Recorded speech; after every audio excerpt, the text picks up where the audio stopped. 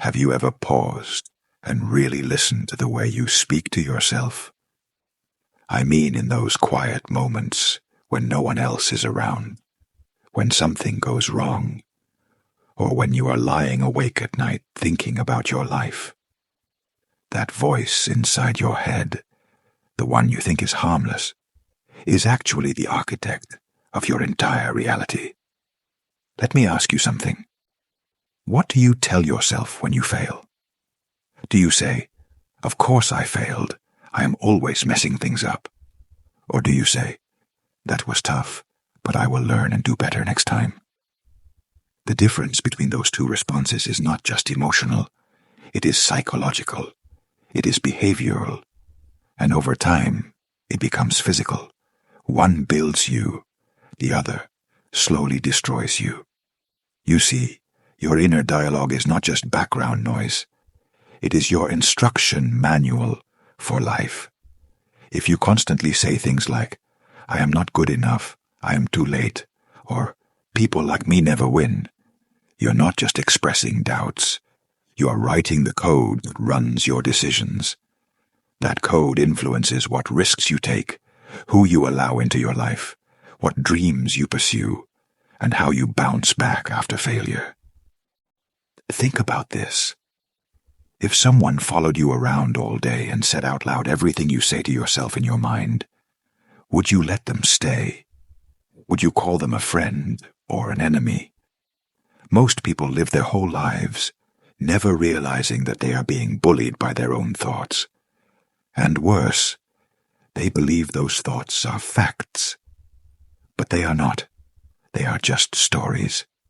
And the good news is, stories can be rewritten. Your mind does not care whether the story you tell yourself is empowering or destructive. It just follows orders. If you say, "I will never make enough money," your mind accepts that and stops looking for financial growth. But if you say, "I am learning how to increase my income, create value," your mind starts spotting opportunities. It starts paying attention. It starts aligning your energy with growth instead of fear. This is not about fake positivity. It is not about lying to yourself. It is about choosing the language that supports your evolution instead of your limitation. You would not plant a seed in toxic soil and expect it to bloom. So why would you expect to become your best self while feeding your mind a steady diet of doubt, shame, and fear? Your self-talk is either your secret weapon or your silent killer. Every time you speak to yourself, you are casting a vote for the person you're becoming. That vote compounds. One thought becomes a pattern. That pattern becomes a belief. That belief becomes behavior. And that behavior becomes your reality. If you want to change your life, you have to change your inner script. Not overnight, not perfectly, but consistently. Start noticing the voice. Question it, challenge it, and then rewrite it. You are not the voice in your head. You are the one who hears it. And once you start choosing how that voice speaks, you begin to choose your future. We live in a world obsessed with external solutions. New diets, productivity hacks, expensive courses, and endless strategies to fix our lives.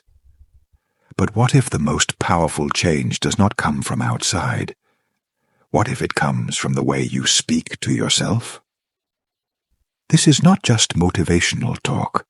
It is backed by science. Studies in neuroscience and psychology have shown that the language you use with yourself can actually alter the structure and function of your brain.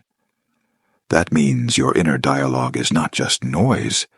It is a tool that can either unlock your potential or keep you locked in cycles of self-sabotage. Let us look at a real study. Researchers at Michigan State University found that people who referred to themselves in the third person during stressful situations were able to calm down faster, make better decisions, and access higher levels of self-control. So instead of saying, "I can't do this," they said things like, "You've been through harder things than this. You've got this." That small shift in wording created a powerful shift in mental resilience.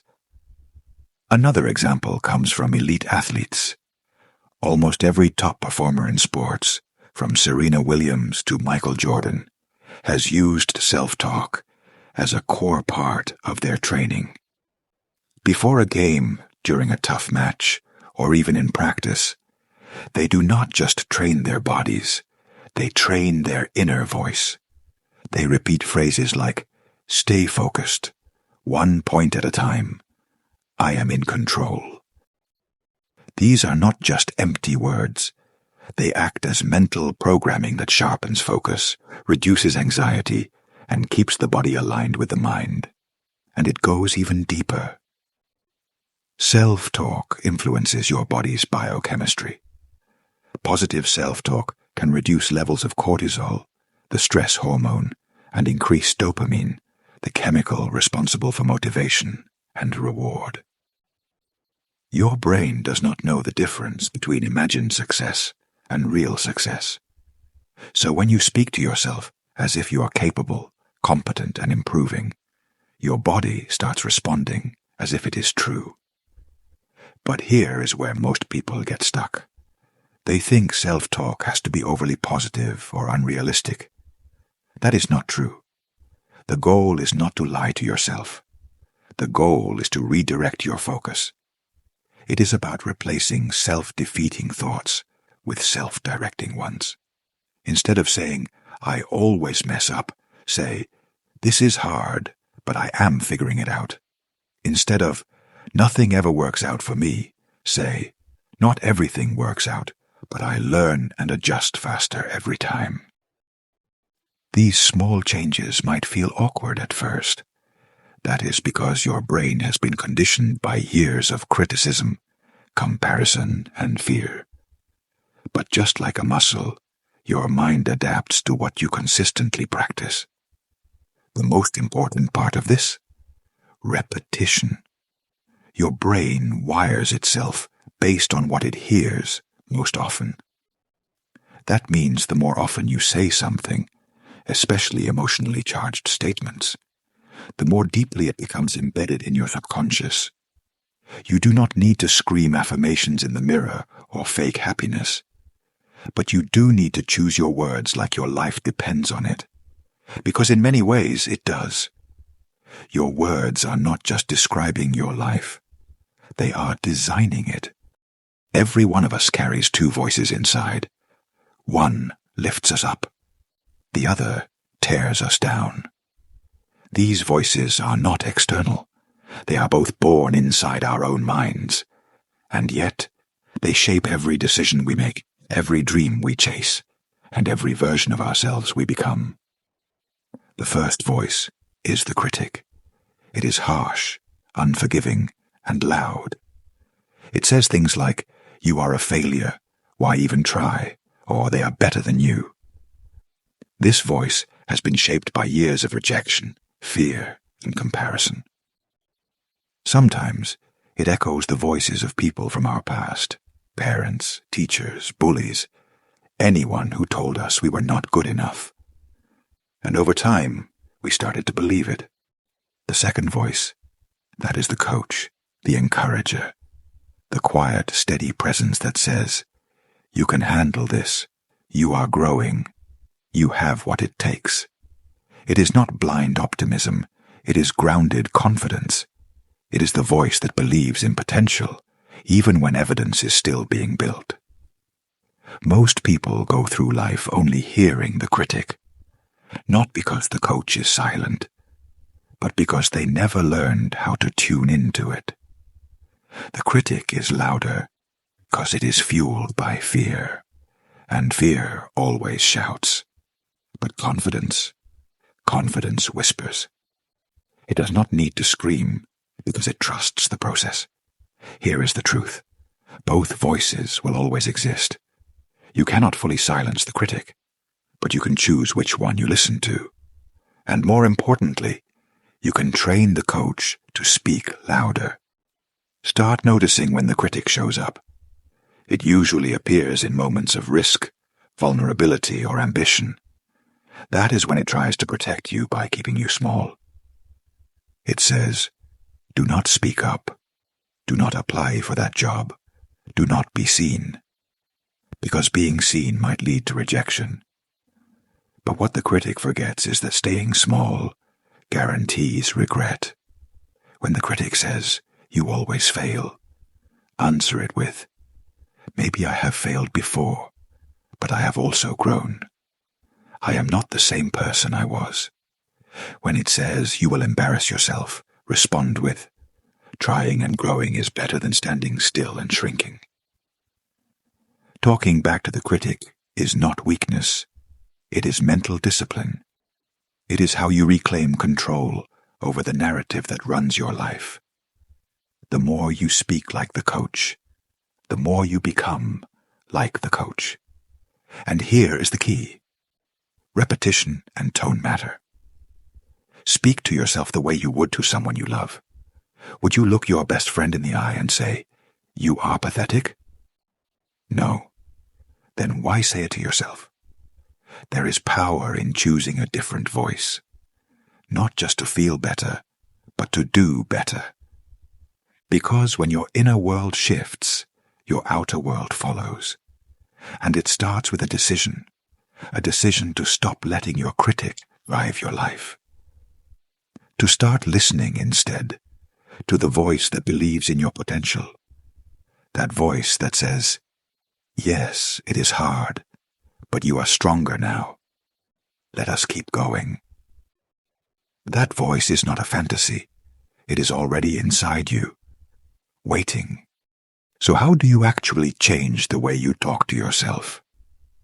How do you stop the critic from dominating your thoughts and strengthen the voice of the coach? The answer is not overnight change. It is habit. Small, consistent shifts in your language that compound into massive transformation over time.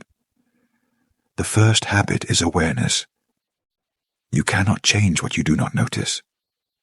Start paying attention to your internal dialogue throughout the day. Not just when something goes wrong, but in quiet moments too. What do you say to yourself when you are brushing your teeth, walking to work, or scrolling on your phone? Catch those automatic thoughts. Write them down if you have to. When you see them clearly, you take away their power. Next, introduce a pause between the thought and your reaction. Most of us operate on autopilot. A negative thought comes in and we just accept it without questioning. But what if you paused, took a breath, and asked yourself, is this thought helping me grow? Or is it keeping me stuck? That pause is where transformation begins. Then comes the reframe. This does not mean pretending things are perfect. It means shifting from helpless to helpful. Instead of, I always screw things up, try, I made a mistake, but I am learning what not to do next time. Instead of, this will never work, say, I do not know if it will work, but I will give it my best shot and see what I can learn. These reframes take practice. At first they will feel fake, but over time, your brain starts to believe them because you have given it new evidence. That is neuroplasticity at work. Your mind reshapes itself based on what you repeat most often. Another powerful habit is to create anchor phrases, short, clear affirmations that ground you. These are not fluffy or vague. They are firm reminders of who you are becoming. Think of phrases like, I do not shrink to fit small expectations. I choose progress over perfection. I can do hard things. Write these down. Say them out loud. Put them on your phone wallpaper or mirror. You are not trying to trick your brain. You are training it. You also need to surround yourself with better voices. This means consuming content, ideas, and people that reflect the kind of mindset you want to develop. If your environment is full of negativity, comparison, and judgment, it is going to be hard to maintain empowering self-talk.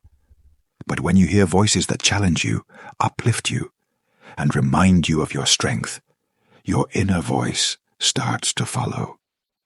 Lastly, give yourself grace. You are not going to be perfect at this. You will have days when the critic is louder, when you slip into old patterns. That is okay. The point is not perfection. The point is practice. Every time you catch yourself slipping and choose to speak differently, even just once, you are rewiring your mind. Your inner voice has been shaped by years of repetition. You cannot flip a switch and expect it to sound different overnight. But if you keep showing up, if you keep choosing better words, you will build a new default, a new narrative, a new you. The voice that can change your life is already inside you. You just have to train it.